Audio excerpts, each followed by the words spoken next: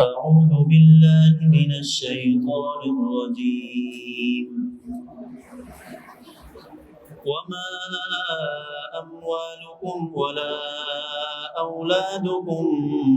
بالتي تقربكم عندنا زلفى أعوذ بالله من الشيطان الرجيم بسم الله الرحمن الرحيم وما أموالكم ولا أولادكم بالتي تقربكم عندنا زلفى إلا من آمن وعمل صالحا فأولئك لهم جزاء الضعف بما عملوا وهم في الغرفات آمنون والذين يسعون في آياتنا معاجزين أولئك في العذاب محضرون قل إن ربي يبسط الرزق لمن يشاء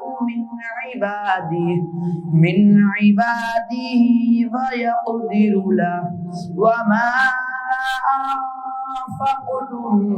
من شيء فهو يخلفه وهو خير الرازقين ويوم يحشرهم جميعا ثم يقول للملائكة أهؤلاء إياكم كانوا يعبدون قالوا سبحانك أنت ولينا من دونهم بل كانوا يعبدون الجن أكثرهم بهم مؤمنون أعوذ بالله من الشيطان الرجيم ومن يهد الله فما له من مضل أليس الله بعزيز ذي انتقام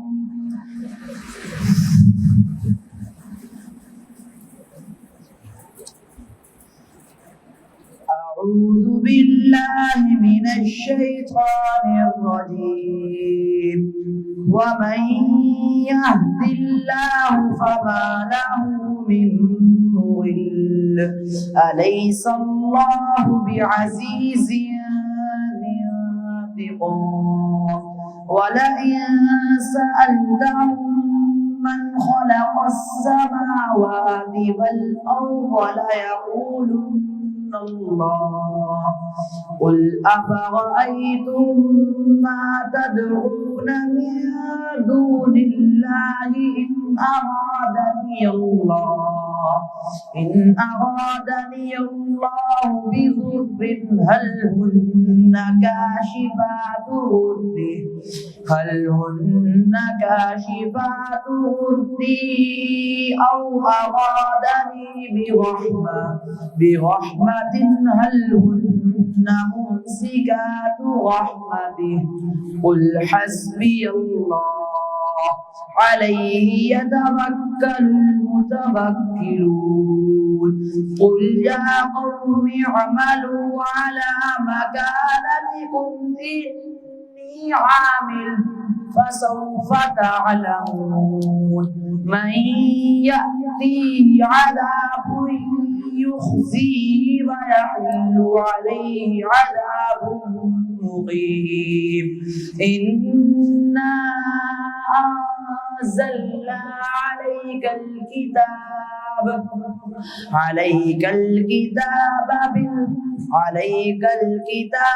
للناس بالحق فمن اهتدى فلنفسه ومن ضل فإنما يضل عليها وما أنت عليهم بوكيل.